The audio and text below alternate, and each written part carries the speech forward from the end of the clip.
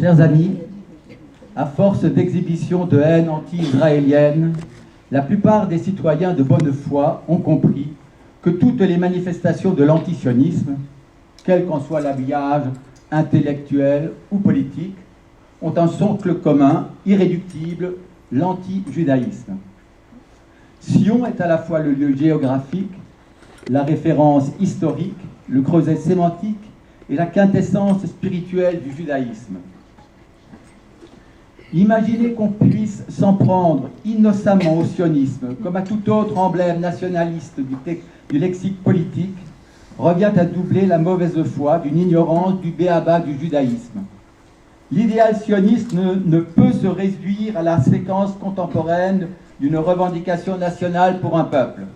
Il plonge ses racines dans les profondeurs de l'histoire biblique et dans les fondements de l'être juif. Donc s'attaquer à Sion revient à viser le judaïsme en plein cœur. Et pourtant, nous vous accueillons ce soir dans ce beau salon de l'hôtel Mercure parce que le consistoire israélite du Bas-Rhin nous refuse l'allocation d'une salle. Notre politique à ce jour n'a pas évolué, à savoir, par souci de neutralité concernant la politique israélienne, le consistoire israélite du Bas-Rhin, établissement public du culte, a décidé, lors de sa précédente mandature, de ne plus accepter de conférences sur Israël organisées par des associations. Lors de la précédente mandature, je rappellerai que nous avons reçu Michel Gourfinkiel, Richard Darmon, le colonel Rafovitz qui se sont exprimés sur Israël. Donc je vous laisse à tous le message que nous transmet le consistoire israélite du Bas-Rhin entre ceux qui nient le sionisme, ceux qui attaquent le sionisme, ceux qui envoient des lettres aux journaux, à l'Union européenne, des Juifs, le président de la Knesset. Entre ceux-là et ceux qui défendent le sionisme, eh bien, le CIBR a décidé d'être neutre. C'est pour ça d'autant que je suis d'autant plus content ce soir de vous accueillir en nombre pour recevoir notre ami Jacques Kupfer, coprésident du Likoud mondial, membre de l'exécutif sioniste mondial et président d'Israël is Forever.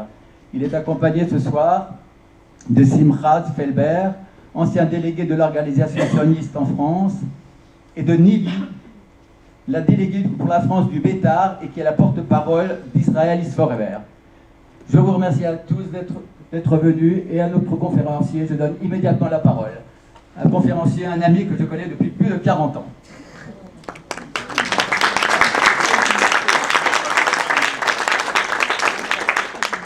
Merci, et effectivement cela fait plus de quelques années, comme tu l'as dit, même plus que cela, que nous nous retrouvons dans les combats pour la liberté, depuis la liberté des Juifs du RSS jusqu'à la liberté de la terre d'Israël, au moins depuis la mer jusqu'au Jourdain. Nous avons aujourd'hui effectivement une situation un petit peu particulière en Israël, et jusqu'à ce que je rentre en salle, nous étions encore en train d'écouter les nouvelles concernant les problèmes internes, et nous avons un danger extérieur contre l'État d'Israël, un danger extérieur qui n'est pas négligeable. Je sais que en France, on accepte relativement pas trop bien les déclarations et l'attitude du président Trump. Moi, je dis que Dieu bénisse Trump, et pour tout ce qu'il a fait jusqu'à maintenant et pour ce qu'il fera encore plus tard. En attendant, aujourd'hui, les États-Unis d'Amérique viennent de déclarer enfin ce que tout le monde sait, ce que tout le monde connaît, ce que personne ne veut reconnaître, à savoir que la réimplantation du peuple juif sur les terres libérées de Judée et de Samarie est quelque chose de tout à fait légal. Nous le savons, et nous ne pouvons que espérer que ces réimplantations seront encore bien plus importantes que celles que nous connaissons jusqu'à ce jour.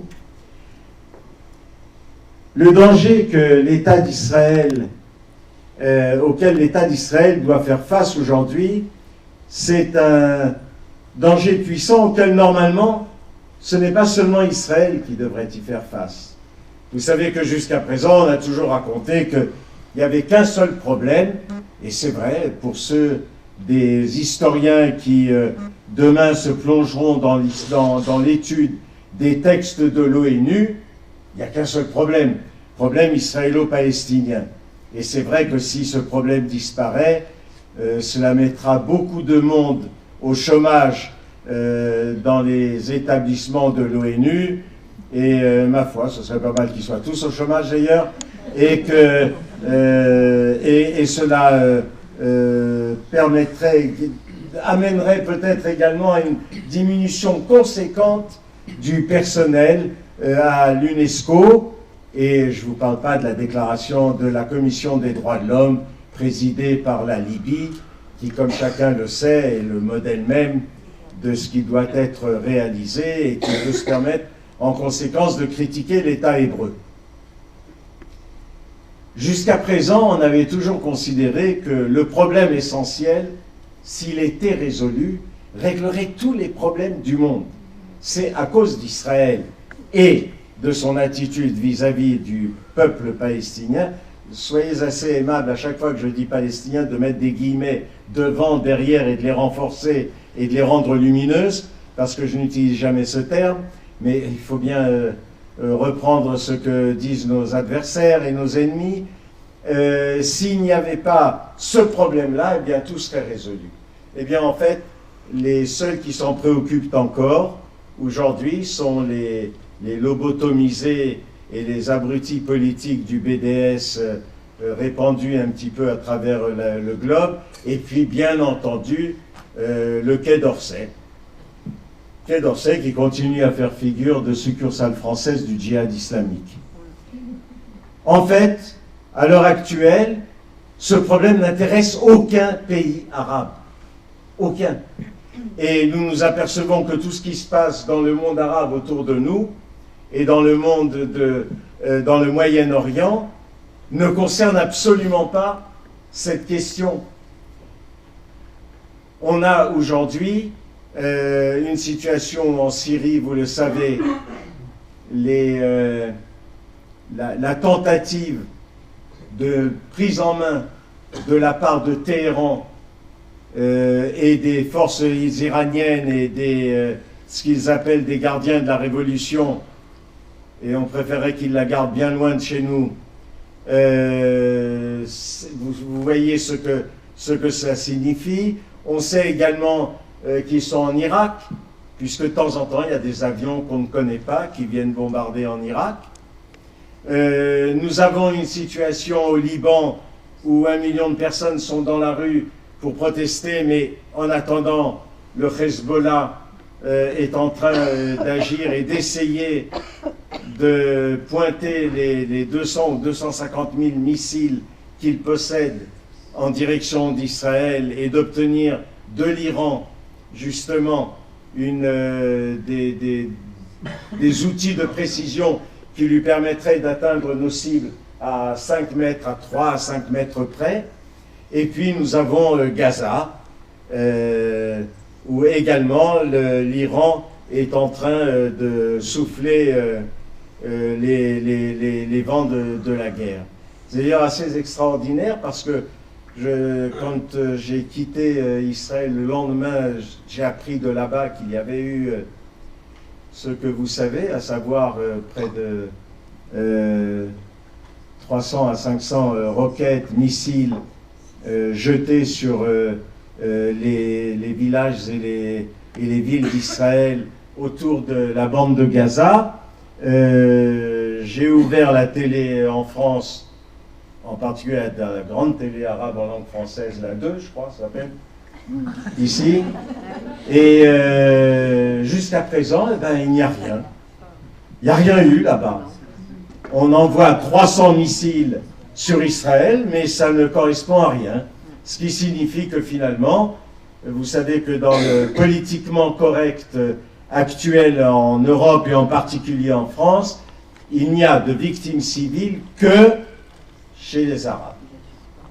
Israël n'a pas de victimes civiles. Les seuls qui existent sur terre, ce sont les victimes civiles qui se trouvent à l'intérieur de la bande de Gaza. Là-bas, d'ailleurs, quelle que soit la personne qui est atteinte, et quel que soit l'armement qu'il possède, et quelles que soient les bombes qu'il vient de lancer, c'est une victime civile innocente. Et en général, un jeune. Après, il préfère. Ces victimes civiles innocentes que nous connaissons à Gaza, et qui sont en fait des terroristes patentés, ceux qui continuent à exercer à partir des écoles de l'UNRWA, ceux qui reçoivent de l'argent de vos impôts et de ce qui faisait figure de mes impôts également avant que je ne les verse là où il faut. Ce sont des foyers complets de terrorisme. L'État d'Israël fait face à ce terrorisme dont la source est en Iran. Et lorsque nous regardons aujourd'hui ce qui se passe, il y a au moins un pays, qui sont les États-Unis, qui ont décrété un véritable boycott, parce qu'il n'y a que deux moyens de régler le problème là-bas. Enfin, en dehors des moyens un petit peu surnaturels, comme un grand tsunami ou un tremblement de terre adéquat. Mais en dehors de ça, il n'y a que deux moyens. L'un, c'est les pressions économiques qui amèneraient la population iranienne, la population civile, innocente iranienne, à sortir dans les rues et à renverser les ayatollahs et les imams et les mettre directement dans la poubelle de leur histoire. L'autre moyen, c'est un moyen militaire qui nous permettrait de mettre un terme à la nucléarisation de ce qui se passe dans la République islamique d'Iran. La République islamique d'Iran est aujourd'hui en train de noyauter et de mener le danger dans tout le Moyen-Orient, mais bientôt sur le reste du monde.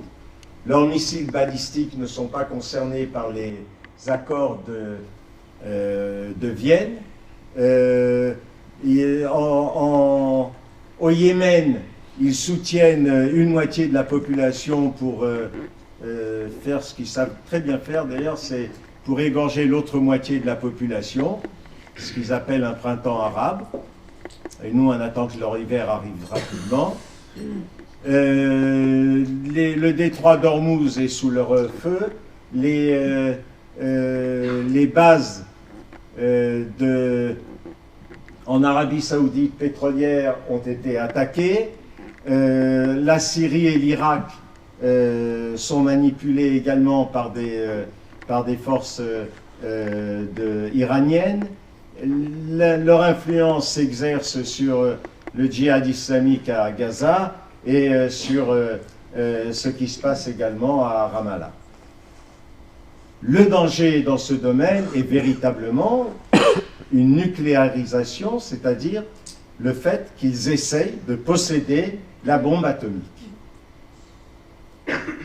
Les pressions américaines sont efficaces, mais là où l'islam passe, il semblerait que la logique et l'intérêt national disparaissent sous d'autres considérations, et de plus, les menées américaines qui peuvent permettre aujourd'hui de mettre à bas le régime iranien sont contrebalancées par la politique de l'Union européenne et en particulier par la France.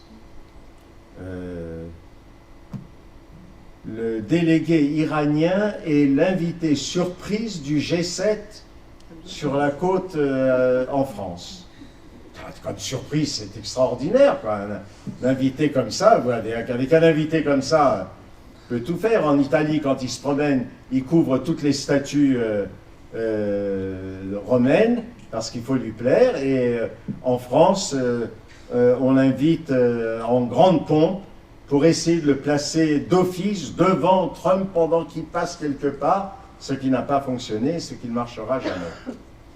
Vous savez à quel point l'État d'Israël, les services secrets israéliens sont allés rechercher des tonnes de documents en Iran, les ont ramenés en Israël et ils ont été livrés aux services adéquats dans les divers pays du monde occidental.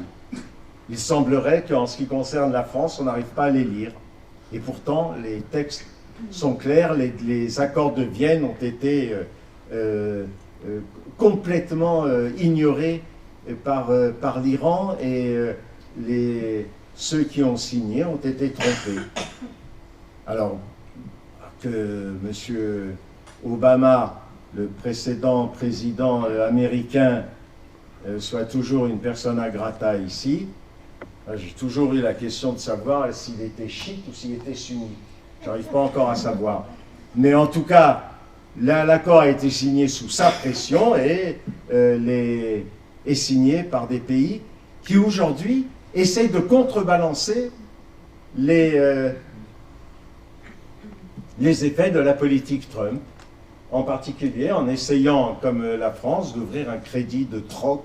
On en revient au Moyen-Âge, un régime de troc de 15 milliards d'euros en faveur de l'Iran. Et l'Iran continue tranquillement à déchirer les accords. Ce qui est terrible, c'est parfois la répétition de l'histoire, et je crois que dans une ville comme Strasbourg, c'est encore plus sensible. La répétition de l'histoire, j'ai toujours devant les yeux l'image du débile Chamberlain qui montre avec un sourire béat la signature qu'il a eue du chancelier allemand Adolf Hitler, disant que ça y est, il n'y a pas la guerre. C'est vrai qu'ils veulent tuer les juifs là-bas et qu'ils veulent liquider les juifs et les expulser, mais bon, c'est un point de détail. Mais alors là, et on a la paix. La paix est assurée en Europe. La guerre a éclaté très très peu de temps après, et quand on fait une erreur du style de Munich, eh bien on le paye cher. C'est exactement ce qui est en train de se passer avec la signature, un sourire tout aussi béat et débile de montrer les accords de Vienne et de montrer à quel point ils sont satisfaisants, et voilà, on n'aura pas de bombe nucléaire iranienne. Sauf que le dernier, lorsque M. Netanyahou, le Premier ministre israélien, est venu à l'ONU et a dit « Voilà le bâtiment dans lequel ça se construit », entre le temps où il l'a dit et le moment où les agents de l'organisme onusien de contrôle nucléaire sont intervenus, ça a pris 1 an parce qu'il fallait demander la permission, le visa, le voyage, c'est très compliqué aujourd'hui. Donc, et au bout d'1 an, ils sont venus et ils ont quand même trouvé qu'effectivement, il y avait des restes radioactifs à l'intérieur de ce bâtiment qui, entre-temps, bien entendu, avait été totalement nettoyé. Voilà, nous avons là un problème essentiel dans ce domaine, un problème crucial pour pouvoir continuer à envisager l'avenir sans conflit. Donc, le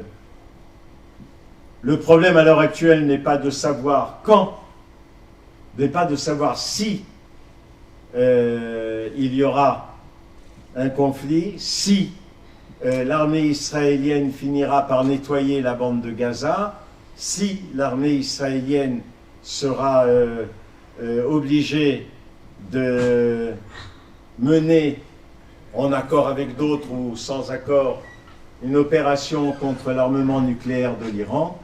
Le problème n'est pas de savoir si cela se passera, mais quand. Et pour cela, l'État d'Israël aura besoin d'avoir l'appui de tous ses amis et la mobilisation, mais d'une manière claire, de tous ceux qui soutiennent l'État d'Israël. Le soutien à l'État d'Israël est un soutien qui continuera vraisemblablement, en ce qui concerne l'Europe, à être politiquement incorrect. Ce qui est important pour nous, ce n'est pas que ce soit politiquement incorrect, Ce qui est important pour nous, c'est que l'État d'Israël soit vainqueur. Et c'est vrai qu'à force de venir nous raconter qu'on discute avec l'ennemi, nous avons un système médiatique qui prône le politiquement correct, c'est-à-dire qu'on discute avec les ennemis. Nous, on a toujours appris qu'un ennemi, il faut l'abattre et attendre qu'il soit par terre avec un torchon blanc dans les mains pour pouvoir dire que l'affaire est terminée.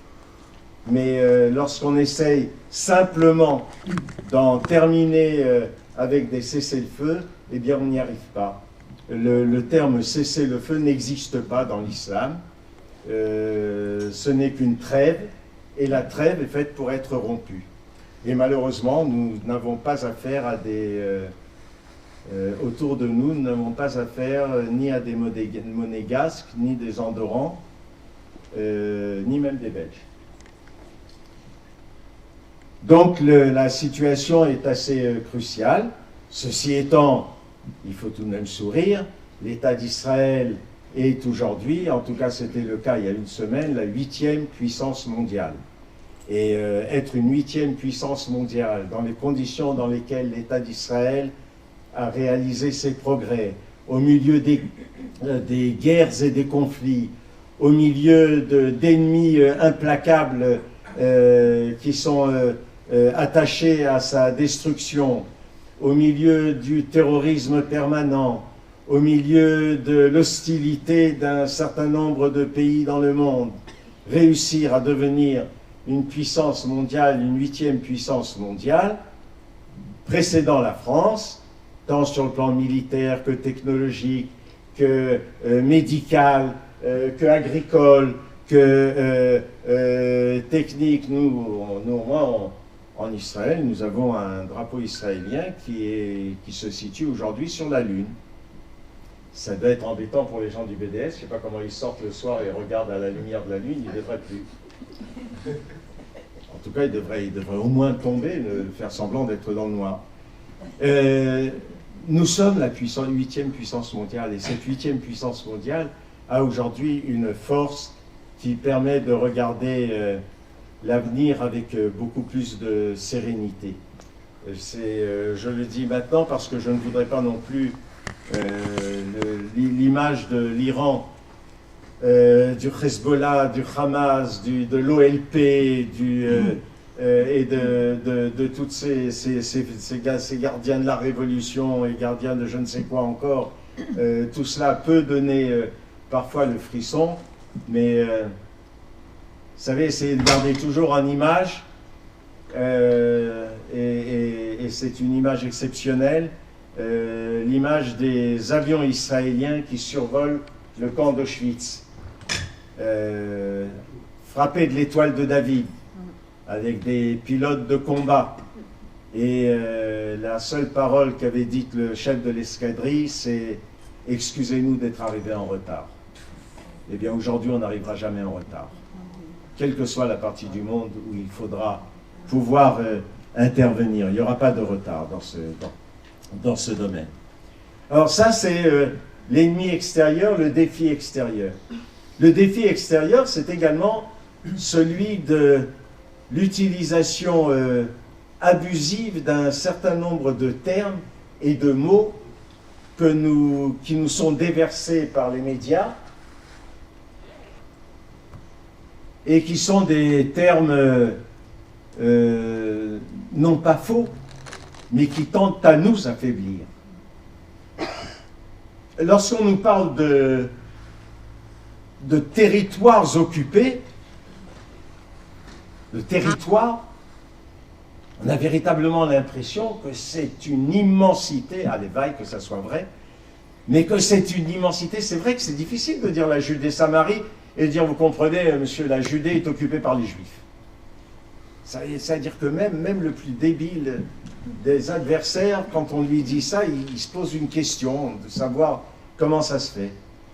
La Judée et Samarie est le terme adéquat. Il n'y a pas eu de peuple palestinien, ça n'a jamais existé. On désignait sous le terme palestinien les Juifs qui venaient en Eretz Israël sous le mandat britannique. Et lorsque vous prenez le Larousse, vous verrez que Larousse de cette époque-là, des années 30, sous les dénominations Palestine, le drapeau qui figure, c'est le drapeau d'Israël. Le total de ces mauvaises informations fait qu'on a inventé, enfin le KGB a inventé un peuple palestinien dans lequel tout le monde s'est précipité, parce qu'en plus ça fait tellement bien de se dire que enfin les Juifs sont en train de persécuter une autre nation. Ah, quel plaisir, comment ça dégage des responsabilités, à quel point on se sent bien du coup. Mais ça n'a pas existé, ça n'existe pas à l'heure actuelle. Il n'y a jamais eu de peuple palestinien, il n'y a jamais eu d'État palestinien. Vous pouvez continuer à creuser sous la terre d'Israël, la seule chose que l'on trouve en dessous, c'est les vieilles monnaies des Maccabim et les signes du roi David. Il n'y a jamais eu d'État autre, indépendant sur la terre d'Israël. Il n'y a jamais eu d'État palestinien, il n'y a pas d'État palestinien, et je vais vous dire un secret, mais je crois que vous l'avez deviné, il n'y aura jamais d'État palestinien. Pas sur la terre d'Israël. Maintenant, il y a des pays de la Ligue arabe et certains pays européens qui peut-être ont envie de les accueillir, mais grand bien leur fasse. En ce qui concerne l'exportation en question, on est tout prêt à les aider. Notre problème à nous, à l'heure actuelle, est de rétablir la vérité des faits. Alors c'est vrai que je le présente comme ça, d'une manière un petit peu rapide et plutôt ironique, mais vous savez, ça nous rappelle un jugement du roi Salomon,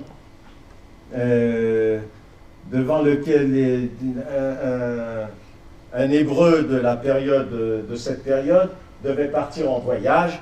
Il avait un certain nombre de pièces d'or à cacher. Il se demandait comment faire et finalement il prend 2 jarres, il les remplit de miel et il met son or à l'intérieur de l'une des 2 jarres. Et puis il demande à son voisin: est-ce que ça te dérange de me garder mes 2 jarres de miel? Bon, quand je reviens dans 1 an de voyage. Donc il part. Et en revenant, il regarde et il enlève le miel et effectivement, il n'y a plus de pièces d'or. Et le roi Salomon, devant ce fait qui lui est proposé, ordonne de casser les 2 jarres.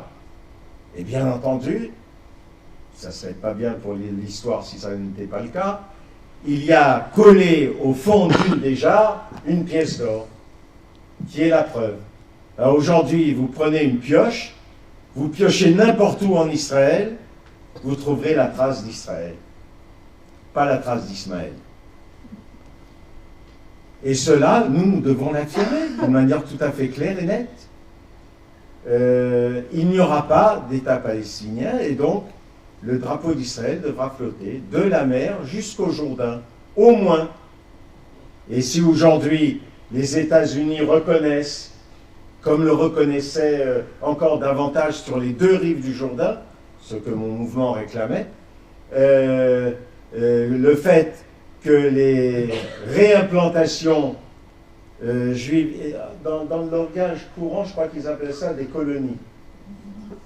C'est-à-dire que pour l'instant, en ce qui concerne la France, Saint-Pierre et Miquelon et Tahiti ne sont pas des colonies, mais nous, à la porte d'Israël, à Bethel et dans toutes les villes juives de l'époque, ça s'appelle des colonies. C'est pas des colonies. C'est le retour du peuple juif sur sa terre. Et ce retour doit être complet. C'est vrai qu'il est quelque peu compliqué. Je crois que nous sommes tellement habitués au miracle, c'est quelque chose de tellement quotidien chez nous. C'était la vieille blague du ministère des Finances de l'époque quand c'est le shekel qui se dévaluait. Aujourd'hui, c'est plutôt l'euro par rapport au shekel, mais lorsque le shekel se dévaluait de dire il nous faut un miracle avant midi.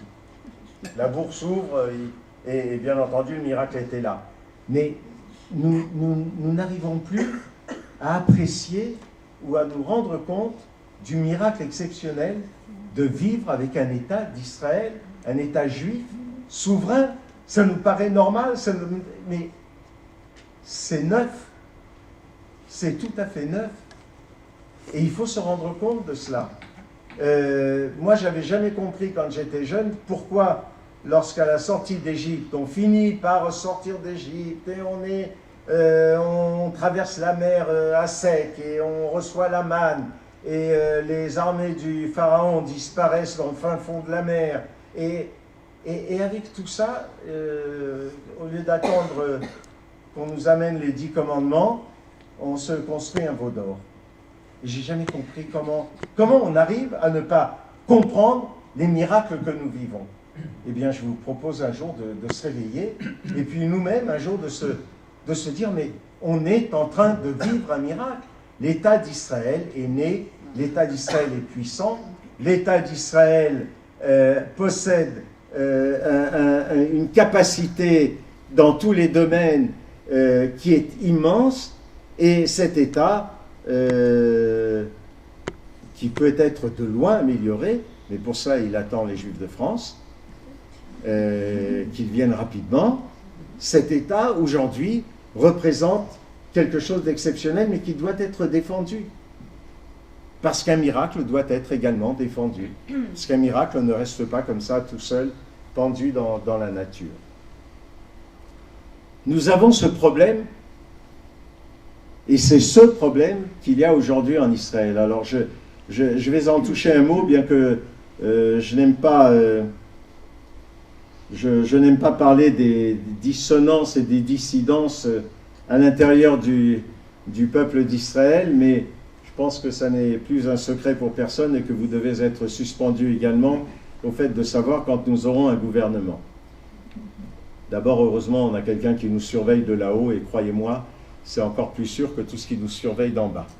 Mais, Dieu merci. Mais nous n'avons pas pour l'instant un gouvernement qui est un gouvernement réélu stable. Ça fait 2 fois. Le système électoral israélien, le système de la proportionnelle intégrale, fait qu'à l'heure actuelle, on ne peut pas faire de gouvernement. D'une manière simple, on ne peut pas le faire. Difficile à comprendre en France quand quelqu'un qui a 25% des voix devient président de la France pour 5 ans. Et que personne ne met ça en doute. Suffit d'avoir 25%. Nous, avec plus de 70% de voix à droite, on n'arrive pas à former un gouvernement national. L'un de nos problèmes,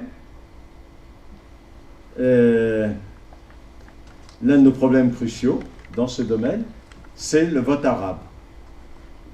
Alors là aussi, bien entendu, nous sommes un État juif, sioniste et démocratique. Il faut toujours le rajouter parce que j'ai vu une équipe de députés européens qui quittaient Israël. On leur demandait qu'est-ce que vous en pensez, quelle a été votre impression? Ah non, c'est bien, il y a des problèmes, mais c'est quand même un État démocratique. Non, c'est un État juif. C'est d'abord un État juif, parce que c'est le seul à être un État juif. Et que si c'est un État juif, eh bien il faut que cet État juif puisse se protéger. Et s'il est légal, sur le plan de la légalité démocratique, que n'importe quel citoyen de l'État d'Israël puisse voter, il n'est pas légitime de s'acoquiner avec une horde de terroristes. On a parmi les députés arabes de la Knesset des gens qui ne reconnaissent pas le caractère juif de l'État d'Israël, qui se permettent de critiquer et d'insulter l'armée d'Israël à partir de la tribune, qui se permettent de déclarer, comme ils l'ont fait maintenant, que si jamais ils pouvaient seulement avoir la possibilité, ils auraient empêché toute action sur la bande de Gaza. Des gens qui sont intéressés qu'à la destruction de l'État d'Israël, et qui sont une véritable cinquième colonne à l'intérieur du pays. Voir un ancien chef d'état-major de chez nous s'asseoir aux côtés de ce genre de terroristes est une indignité. Et je crois que tout le peuple d'Israël aujourd'hui est en train de se demander comment on peut arriver à une telle situation. Il y a encore 1 jour et demi, je crois, avant la fin du mandat de M. Gantz. Ensuite, il y aura encore une période ou de doute ou non. Quoi qu'il en soit, ce qui est évident, c'est que la majorité du peuple s'est exprimée. Cette expression ne trouve pas son chemin dans le système électoral israélien et que dans ces conditions-là, il faudra bien que le système, quelque part, puisse également changer. On ne peut pas continuer à avoir des étudiants arabes à l'université de Jérusalem qui partent et qui sortent quand on chante la Hatikva. On ne peut pas avoir des étudiants arabes qui sont en train de faire des piquets de grève parce qu'il faut absolument aider le djihad islamique à Gaza. Et c'est une situation qui est totalement anormale. Ce n'est plus de la démocratie, c'est une parodie de démocratie.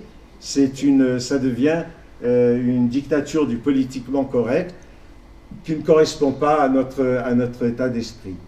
Le sionisme est, lorsque nous disons que l'État est juif et sioniste suffisent largement à définir les règles qui doivent être celles d'un État où chaque personne est respectée et où les droits de chaque personne sont pris en compte.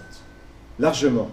C'est tout de même le judaïsme qui a appris au monde un certain nombre de lois, et sur le plan social, et sur le plan du respect de l'homme, sans pour autant être obligé de repasser par obligatoirement le terme « et démocratique ». Bien entendu que nous sommes démocratiques. Entre nous, ça nous fait une belle jambe. On est le seul État démocratique dans tout le Moyen-Orient. Ça n'empêche absolument pas un certain nombre de pays occidentaux que vous connaissez très bien, d'avoir des relations exceptionnelles avec toutes les féodalités du Moyen-Orient et avec tous les pays pour qui la démocratie est une conception occidentale que l'on bafoue tous les jours. Mais nous, on est très fiers de notre caractère démocratique. Moi, je suis très fier du caractère juif de mon État. Et c'est cela que je veux préserver, parce que c'est le seul qui puisse le préserver. Et que lorsque j'entends certains parlementaires français me dire « vous avez de la chance, vous savez où aller », je dis oui, nous, c'est vrai, nous, on sait où aller. Et j'espère pour eux qu'ils sauront où rester et pouvoir s'y maintenir, ce qui n'est pas absolument évident. L'appel à l'Aliyah que nous lançons n'est pas seulement parce que dans un certain nombre d'années, il n'y aura plus de transmission du flambeau juif aux générations à venir. Ça n'est pas seulement parce que la situation est mauvaise dans les pays concernés. Ça n'est pas seulement parce que certains de ces pays vont connaître la charia et que ça va être difficile d'exister dans ces conditions comme dhimmi. Non, nous faisons un appel pour rentrer à la maison, tout simplement. Parce que quel que soit l'hôtel, même s'il est excellent, il faut rentrer à la maison un jour ou l'autre et il faut le préparer. Et je sais que ce n'est pas quelque chose de simple, ce n'est pas quelque chose d'évident, ce n'est pas quelque chose de facile. On ne prend pas du jour au lendemain sa valise et on s'en va. Les conditions en Israël aussi sont relativement abruptes dans certains domaines. Et nous sommes en train aujourd'hui, avec Israel Forever en Israël, notre section israélienne, nous sommes en train d'œuvrer pour faciliter les possibilités. Je dirais que pour certaines communautés juives en France, c'est une nécessité urgente d'évacuation. Et dans certaines banlieues, je ne veux pas parler d'ici, je ne sais pas, mais dans certaines banlieues parisiennes, croyez-moi, la situation est telle. De toute façon, dans un pays où on finit par ne plus pouvoir porter la kippa, c'est terminé, faut plus en parler. Ça ne veut pas dire qu'il faut la porter, mais il faut toujours avoir la possibilité, la liberté de la mettre quand on le veut, quand on le désire, et de le faire avec fierté, et de ne pas avoir à se cacher quand on le fait.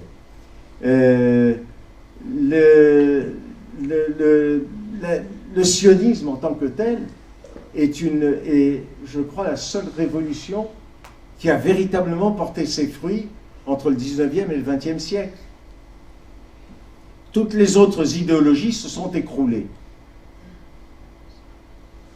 Depuis certaines idéologies d'extrême droite jusqu'à celles d'extrême gauche, elles n'ont pas tenu. Elles n'ont pas tenu à l'épreuve du temps. Le sionisme est parti de rien et il a créé cet État juif sur la terre d'Israël et la libération de sa capitale Jérusalem et le retour d'un peuple exilé parmi 80 pays dans le monde qui revient et qui continue. Et qui continue parce que la terre nous attendait, qu'elle était libre et qu'elle ne faisait rien d'autre que d'attendre le retour du peuple juif. Vous savez, je fais encore une digression. J'ai encore quelques instants.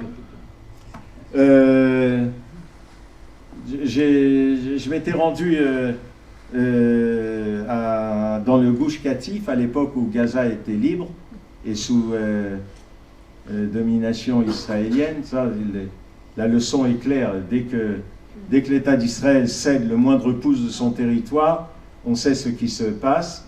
Donc j'étais là-bas et puis vous savez qu'il y avait une exportation extraordinaire du Gush Katif, de laitue, de légumes, de produits, de fleurs, et tout cela poussait dans des conditions exceptionnelles sur une terre où avant il n'y avait rien, et on l'exportait.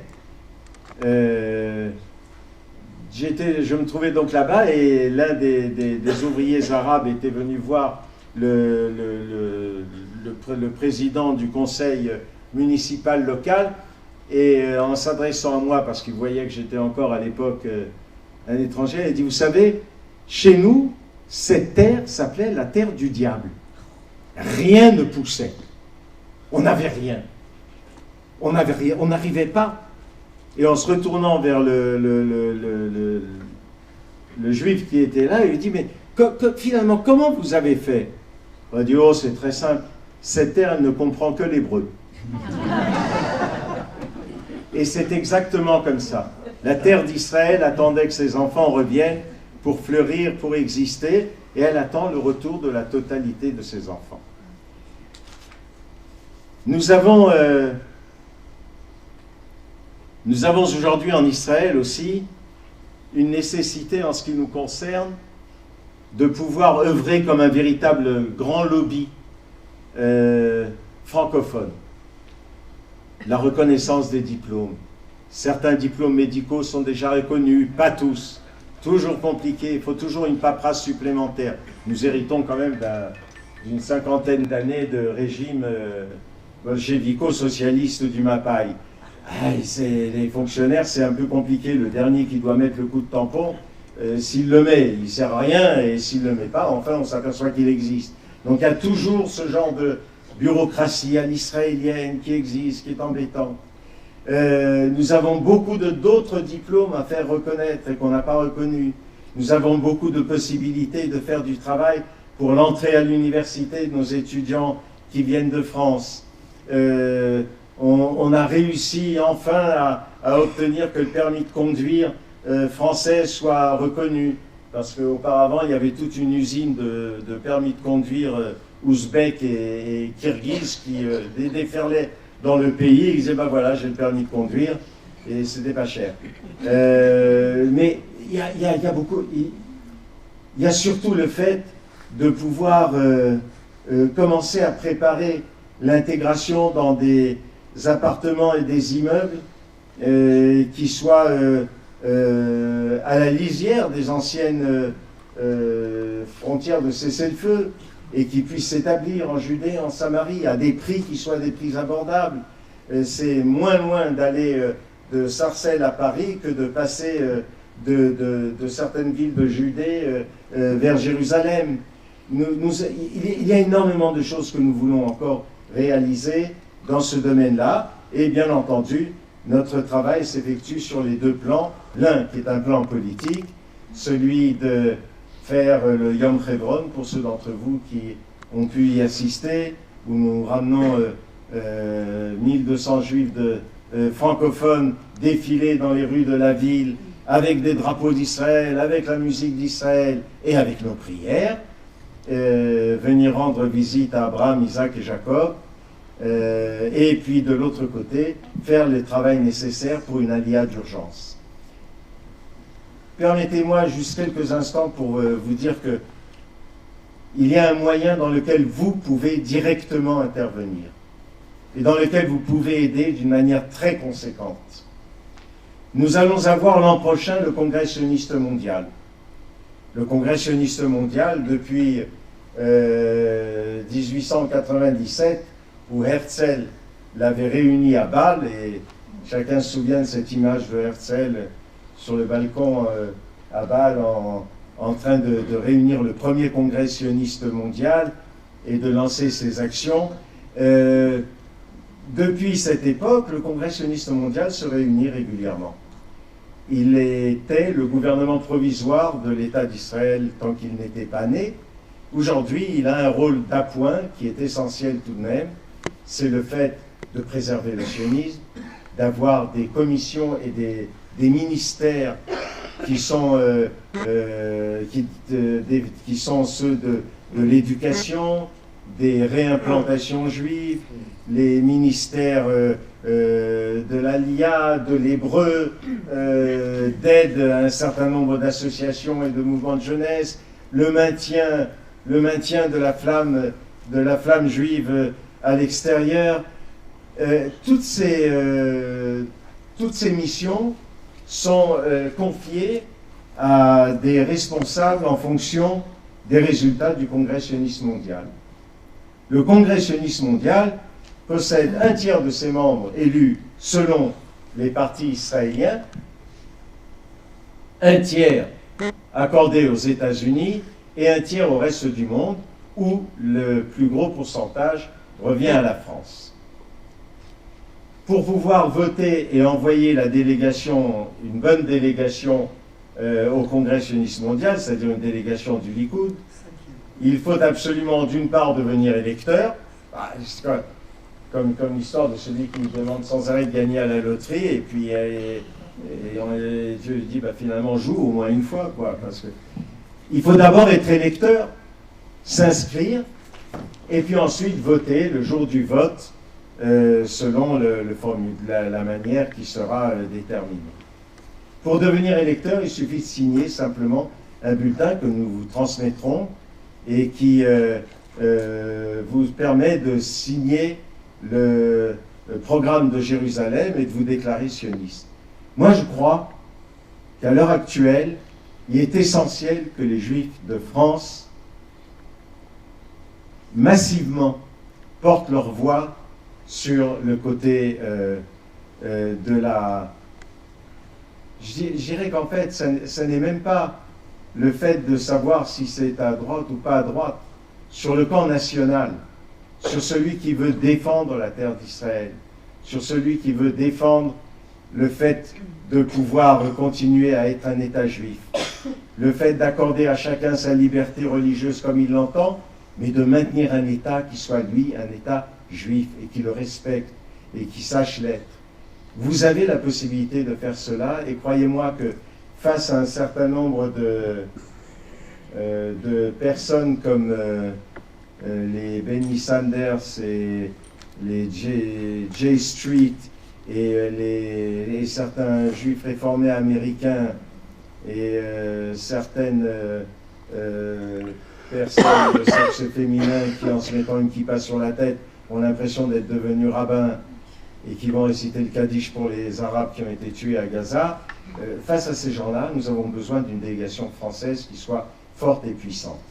Donc on vous distribuera les bulletins et je vous demanderai à chacun non seulement de les signer, parce que je crois que C'est une fierté de dire aujourd'hui je suis sioniste et de le gueuler sur les toits et de l'affirmer de tous les côtés. Dire je suis sioniste, moi, ma femme, ma belle-mère, mon beau-père, mes enfants, je suis sioniste. Et de mettre un maximum de monde à signer cette pétition et à cette adhésion pour figurer sur les listes électorales et de dire je suis sioniste et je vais voter et je veux voter pour le rassemblement de tous les exilés sur toute l'étendue de la terre d'Israël et en particulier pour un certain nombre de mesures que nous devons prendre pour les Juifs de France qui devront venir en Eretz Israël.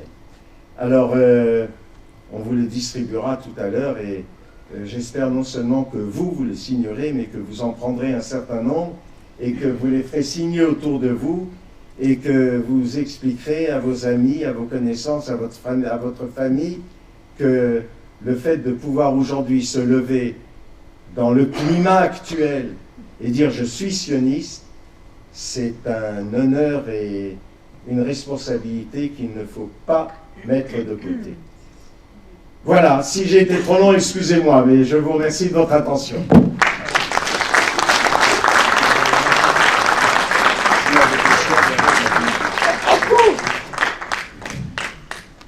Merci Jacques, merci beaucoup. Chers amis, dans le monde des fugitifs, ceux qui prennent la direction opposée sont considérés comme des déserteurs. Mais ici, à l'hôtel Mercure, nous ne sommes pas des déserteurs. Nous sommes fidèles à la morale et à l'éthique du judaïsme et du sionisme. Et nous soutenons Israël de tout cœur. Et je suis sûr que maintenant, pour poursuivre le débat, vous aurez des questions à poser à notre ami Jacques. La parole est à la salle. Je vous remercie.